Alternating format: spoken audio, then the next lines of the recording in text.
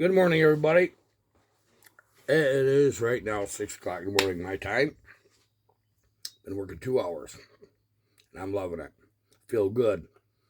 I'm always been a early to bed, early to rise kind of guy, but I'm starting to feel pretty darn good. So yeah, 4:30 in the morning, boom, wide awake. I'm actually awake a lot of times an hour before that. It's like, no, it's too early. It's too early. Feel like a little kid again. Got that much energy. Diet change, big time. Weight's coming off. It kind of locked up there about 2 weeks ago, and I lost like a pound or two, and then I gained 3 pounds. I got real. Oh no. Well, I didn't actually gain it because your weight fluctuates. That's neither here nor there. So that's what we're doing. I want to tell you about a subscriber, Oliver and Lyle. Oliver is Lyle's son. I met them up at our local Tractor Supply in Hornell, and Lyle come pulling in with this late 80s red Firebird convertible. I was like, whoa, geez, I'll be damned. I expected a truck. Guess I better back it up and explain the rest of it. He reached out to me a bit ago and said, hey, I've got a wild thing. If you want it, is my granddad saw. And he says, I'll be out that way. So he says, I'd like you to have it. You know, you're doing stuff with the wild things. And I am. I haven't been active at it. I got oil on my bench. But, so anyways, we do the introductions and to visit for a bit. And Lyle drags out this black box with a lid. It's got wheels on it. Got a nice little handle here. It's a rigid. And it was heavy. Well, it didn't have just one pulling. He had two in there, which I found very interesting. So let's show you what you subscribers do for me. And I'm going to knock things off, and I can see it, but that's okay, isn't it?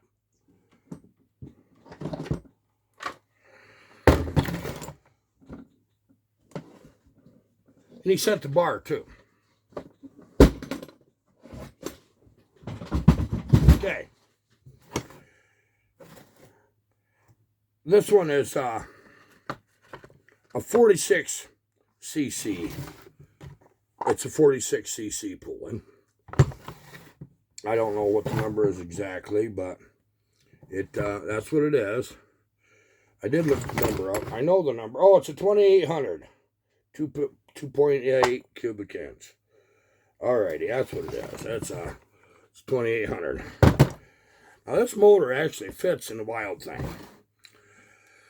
But we're building a Wild Thing for Sawfest. It's an open competition, no holds bar shootout with whatever you can do to a Wild Thing. You just got to run the 3/8 low profile chain. That's all you got to do, guys. If you're going to show up to Sawfest, you want to build a Wild Thing, grab one. They're quite cheap.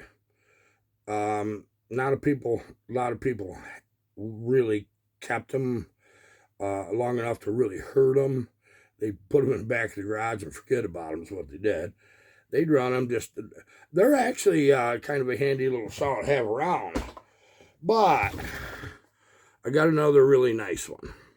It's a very nice Wild Thing, very nice one. This one's a 2375. I'll tell you a little trick. Now this is 42 cc's. This should be 40 cc's actually. I won't know till I turn it apart. It should have an aluminum bore with a chrome-plated piston. Yeah, I know that doesn't seem quite right, does it? But that's what it should have. And Oliver was a little shy. He didn't talk much. Lyle's got a very nice life. He's very pleasant. I really enjoyed meeting your family, Lyle and Oliver. I got a charge out of you. His dad says he don't talk much to strangers, a little shy. after about 2-3 minutes of visiting with him, he started talking. And I liked him. I really liked him. I told him, get into building saws. I said, you'll have fun with him. His eyes kind of brightened right up. Oliver's got a future, especially with a dad like Lyle. He's going to lead him in the right directions. So, thank you again. It's very well appreciated. I'll tell you what I was hoping. See, that's got a nice top on it. I am still looking for a Wild Thing top that just the front half and the sides, here is good. That I can actually cut. I am not cutting a perfect top. I've got 2 of them, and I'm not cutting them. And I'll tell you why. I've been watching other people on YouTube building these with varying degrees of success. Some of them are getting there pretty good, and some just aren't. I'll show you. I think I already showed you. I'm going to show you again. If I didn't, I can't remember what I did yesterday, let alone a month ago. This is a cylinder. Yeah, clamshell design for a Wild Thing. You can see by the size of my hand that ain't a very big cylinder. This is an aftermarket cylinder that I'm going to give a shot. I think it's pretty good. It had nice nickel, but I am doing a reed cage. That's full blown 6-pedal reed cage with a Kean Air Striker carb. This is a clone. Now, I know it looks pretty darn big. We've showed that before. I know we have. But it's not. It's 21 millimeter bore. That's just what it is. Outside of a motorcycle carburetor doesn't mean a darn thing. It's what the bore is. 21 millimeter. 19 millimeter is 3/4 of an inch. So it's, it's what, 84 thousandths bigger approximately than 3/4 of an inch. Okay, that should be the right range for what we're going to do.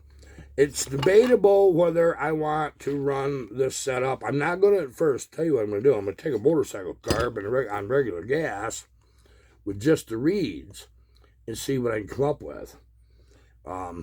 It might be quite interesting. It might. I'll tell you something right now, guys. I'm building this as a lark, just to have fun out there. Can I win? Sure. I'm going to tell you something. These Sawfest guys, a lot of them are a bunch of amateurs, and they're up-and-comers, and some are really good porters. But it's going to be all over the map for what you see for saws. To stock saws, to piped. They seem to like to pipe them and put the stack air filter on them stuff, which is not my style, which obviously you know why. Veteran logger, done it decades and decades. Chainsaw is a tool. I like to leave them clean and neat. This is what I like. So we're going down this shaky, slippery slope with interesting setups. Now, the one thing that I have seen so far, compared to the bore and stroke, it does not have enough crankshaft volume, or crankcase volume. There's just not enough volume there. There just is not. Now, some of these guys that are porting these saws have a bit of an advantage on me. I'll tell you what it is. I build 70cc on-up saws. That's what I'm known for. The world knows that. You get under that very far, especially you get down to 54, 55cc on down. I don't have the experience. I just don't. I have to apply what I've learned on bigger saws to smaller saws, and it doesn't always translate well. It really does not. So some of these guys, even though they haven't been porting for 40 years, and only been doing it a few years, are playing with the smaller saws and have learned a lot. So I have a learning curve. So guys, if you got a channel and you're playing with these little saws and you're getting successes and you're showing your work, I'm watching, I'm listening. We never, ever stop learning. I'll be 62 before too long. And I'm going to tell you something. You never stop learning. If you think you know it all, forget it. You don't. You're just tired of learning. I love learning. And Iron Cat here likes learning too, don't you, buddy? I'm my boy. He comes out and visits. I start freaking hot rodding saws in here. He don't even care. What he don't like is the blowgun on the arrows. He don't like that. Many of you fire that up. Oh, he's gone. So that's the way that is. This actually is quite a unique setup. It really is. That's a big reed. Okay, that's got a lot of volume in that intake. Okay, don't think that's a problem, because it's not. When you start working with reeds, the whole rules change. They're totally different from what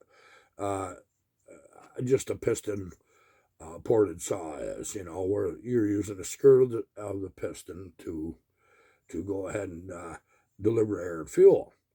Reeds really changed the whole freaking game. It's just amazing. But very soon here, I got about 3 saws. It's got to be done.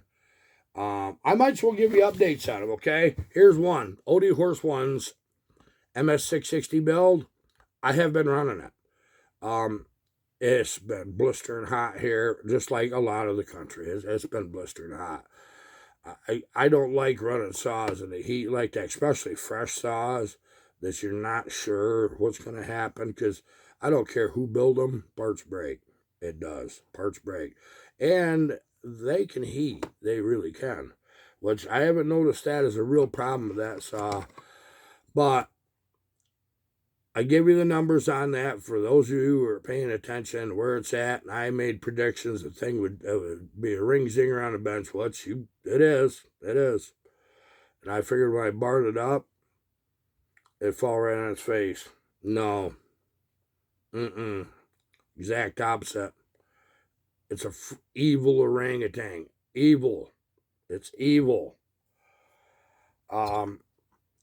I'm 282, something like that now. Yeah, I don't know. Coming from more weight than that. It's coming off good. Long way to go. I want to lose another 80 pounds. I'd like to get down to 200 or 200-ish is that would be damn near fighting weight for me. Other than I don't like fighting. I never did. I was good at it, but I didn't like it. I would defend myself or my family. I still defend myself and my family. I'll warn you that without question. So I've got to put another cylinder and piston, which I've got. Now, as we discussed, I have a Wiseco. It's a one-off Wiseco with a dome. A bit too much dome. An actual dome, not a flat. And I ended up with 90 degrees exhaust opening, 178 degrees total opening on the intake. And it's just, none of that was productive. Remember, we took the bridge out, went through the gates of hell on the whole deal. If you guys watch this, you can go back and see it, and so you can catch up. But when I'm in my log pile, I've got nothing but mountain ash right here now. It's a finer grained ash than the river ash. It's just the way it is. It's a little denser, and this is dry, so it cuts different. It just does. It's not hard to cut, but it does cut different. And the oiler's fantastic. Remember we did that high volume oil pump mod? Oil, fantastic. Absolutely fantastic. It's really in ash, which that'll suck the oil right off your chain, you guys know. It's dripping oil off of it, right when off the end of the bar, every cut. It's doing a fantastic job. So after messing around with 2 or 3 different carburetors, I went to my own known carburetor. One that I know delivers fuel air properly to about any of them big saws in the steel. I had to raise the metering lever to fudge it just a little bit. It actually, for that saw, would need to be re-drilled just a bit. And which at some point I'll get into doing that. If you really seriously keep running out of fuel and you ran out of ways to get enough fuel in it, I ought to show you the symptoms. I should run it once before I take it back apart and redo a piston and cylinder, which does not take very long from where I'm at. It pulls too hard. I got to knock off 4 to 5 horsepower. It's got too much. It's very difficult to in a log pile when you're not wanting the tip of your bar to hit the log behind it to keep it pulled back. It keeps sliding me forward, and if you use full throttle and you're in a big cut, it starts slipping the clutch. I broke 2 clutch hubs, 2 of them, the center in steel, OEM steel clutches. Well, I found another one. I think it was a little older, that the center was had more material in. That one hasn't broke, so we have a winning combination there. But a clutch in absolutely perfect condition. The clutch drum is clean, dry. It's not shined up. It still overruns the clutch. Okay, we can't have it. And it's still got a bit too much compression. It really does. So with the data that we've learned, we're going to back off horsepower on that saw. And I'm probably going to catch a lot of flack from YouTubers. They're trying so hard to get all the compression they can get. Well, you go big bore on one of these freaking saws. These 660s are original 66 mag, same saw. You've got compression. You've got a heck of a time pulling it through if you aren't careful. So it calculated out that I have to build a disc piston. Oh yeah, I know you guys all. I hate that idea. Okay, let's just watch. Let's see what happens. I know something. I'm not sharing it right now. What I know about it. I'm building a disc piston for that saw. I want to hit more sane timing numbers. For a logger, it's got to be easy to start, easy to restart, good, strong power. He's going to pull a 36-inch bar. It's got to do everything. It just plain simple does. But it does that and a lot more. We're saving that piston and cylinder to use on another saw. I don't believe in cookie cutters. I might just build a cookie cutter. I wouldn't have to do a darn thing to it. Just basically bolt it on, throw a 10-pin sprocket on it. I got me a cookie cutter. Go like crazy.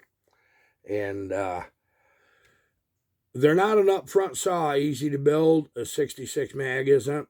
And when you go big bore, it complicates at times 3. Yeah, I'm going to read in the comment. Oh, I'll put one on mine. Never had any problem. Best performance I ever seen in my life. Well, we're not looking for just how does it run out of the box. We're looking, okay, it's pretty good. How can I make it better? How can I get it smooth in the cut, easy to start, sit there and idle all day, easy to a bore cut with, if you're bore cut, easy to handle. This is where we're headed. I'm not done with this yet. I am not. And I won't ship a saw until I'm happy.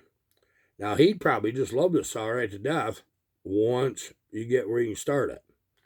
And there's tricks you can do, you know. Yeah, it's pretty crazy.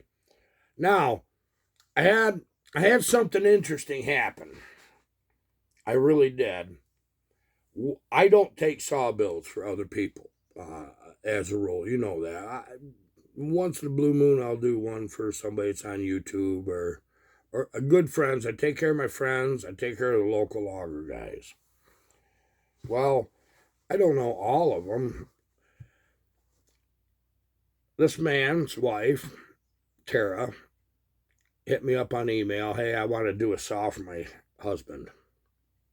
And his birthday's in September. And I want to have it be a secret. She wanted to send me this long-term loggers 372 XP, original, is made in 2002, runs good, everything. I said, oh man, I can't do that. So I'll tell you why. Loggers know the value of a good saw, and if it's running good, he probably don't want to mess with that. You got one that's broke. Can you find one? Well, she put me on the phone with him. I'll share all the story here soon enough. So we decided what we'd do is take one of these Holtz from Farmertec G372 Pros, the carbon fiber top one. In fact, it's this one right here.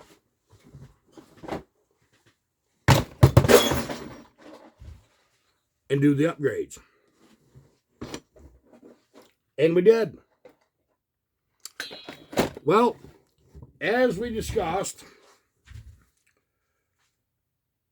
you can turn these Farmertec saws into a loyal logging saw if you throw enough parts away. Okay, just the way it is. That's what you got to do.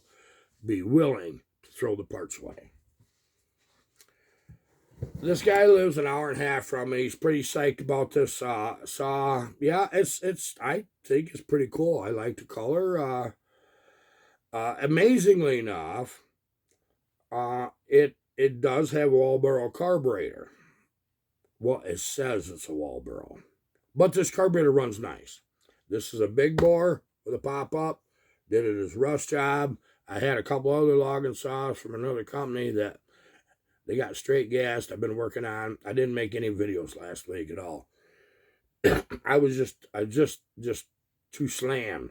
But I got everything taken care of. Now next week, it's going to be the regular program of things we've been working on. The crankshaft in these ain't no better when they first started making them. The rod was soft. So what happens, the big end of the rod being soft, gets heat and pressure, and it gets big, dumps bearings out. This is what they've been doing since Jump Street, right from day one. I run a file, just a chisel file for sharpening, across the end of that rod. Well, it's got a copper plating on these rods. Cut right through that, just like you expect. On an OEM crank, what it'll do is it'll cut through it. It'll just start to shine it, and that just kind of locks up. Doesn't go any further. On this crank that was in this saw, it just kept right on cutting, just like it was copper. I mean, it was just soft steel. And the rod was thin. It really was. I got the crank right here. I can show you. So, we changed out the crank. Now, if you notice, the factory crank isn't straight across like this. It's got a casting mark in the center, and it's got more material here. So the crank that came in this, although they mimicked it quite nicely, no cigar, Farmertec, no cigar. Just because something looks like a hen don't mean it's a hen. It might be a vulture. That's the way it is. So these aren't any good. I didn't even bother checking the hardness of the rest of the crank. I had one of these twist off. It could have been an operator's fault, but I never was sure. I gave one of these early in the game to a local logger, and the crank broke after about 3 weeks. But when I took it apart, the big end of the rod was bad, and the piston was actually contacting the top of the cylinder. But here's what I did find that I liked.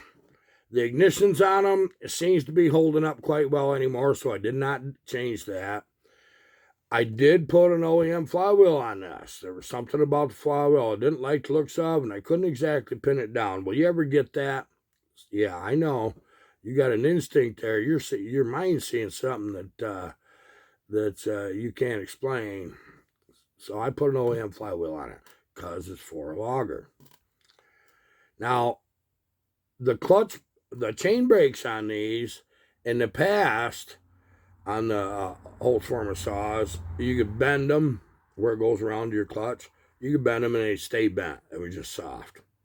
Well, if it's soft, that means it's going to stretch. This chain brake, I couldn't, if you threw this in a pile of OEM chain brakes, I couldn't tell the darn difference as far as quality, because you could bend it and it springs right back, just like the OEM. Now, Farmertec did something brilliant. They created a really nice clutch hub. It's a fully machined clutch hub. I think that it's as good as OEM, and it may actually be better. There's a little bit more to it. And the clutch looks good. The clutch works perfect. I've run this saw. It works perfect. We're going to do another video on this saw running it, and I'll explain more about it. But I wanted to catch up to speed on what was going on and some of the exciting stuff. I know you guys were looking forward to the videos after the base gasket delete and muffler mod on that saw. I made quite a bit of videos, but some idiot, when they had to clean their phone out because it got full, yeah, WhatsApp videos, WhatsApp messages, WhatsApp pictures, stuff I've done, all kinds of stuff. It just says, oh, I can't breathe. So I deleted. Now, guess what I did? I deleted a lot of videos that I've been canning to finish up, and that unfortunately was some of the stuff that got lost with just the base gasket delete and the muffler mod. The saw run really good. I mean, I would go logging with it, but knowing what I know about these rods, I wouldn't turn the RPMs up very far. I can tell you that. And I would just listen for that little clatter you get the minute that piston starts coming in contact with the top of the cylinder. It's a squish band. When you hear that noise, you're never going to forget it. You'll shut the saw off. Okay, fine, I'll put a crank in it. If you get one of these new and you want to get serious on it, and you're going to port it, and you're going to really do crazy good things, just put a crank. Just put a crank in it, which I did. Put a good crank. And I'm happy. And he's going to be happy too. Okay, that's going to be about it for this video. I have to go to Lowe's and get some fittings. How come plumbing and electrical is the two things? You can buy one or two everything extra that you know you need, and you're still going back. Over half the time, huh? Our cold water side of our faucet in the kitchen sink is developed a freaking problem. So we picked up a new faucet, and I got to go back right after I get this video put together and get the fittings and take care of this. Because there's one thing I don't want is a leaky faucet, or have one come apart in the middle of the night and water everywhere, which could happen. You know my luck. That's about what would happen, isn't it? It really is. I'm not used to how they make faucets. We spent 80-something bucks on this one 20 years ago. It was a good faucet, and it lasted 20 years. I've actually redone our kitchen 3 times. It's the 3rd time, and it's moved every time with us. And the finish is getting bad on it, but it kept working. It kept working. I wasn't going to change it till I had to. Now I have to, guys. It's going to be hot this weekend. I'm probably not going to run saws, even though I want to. But let's get caught up on it. We have a lot of things to build here. We got some exciting steel builds coming up. Some really, really fun ones. So you keep watching if you're into the steels. And we're going to throw in Train Girl's 372 that's nearly done. And I got another little surprise for you.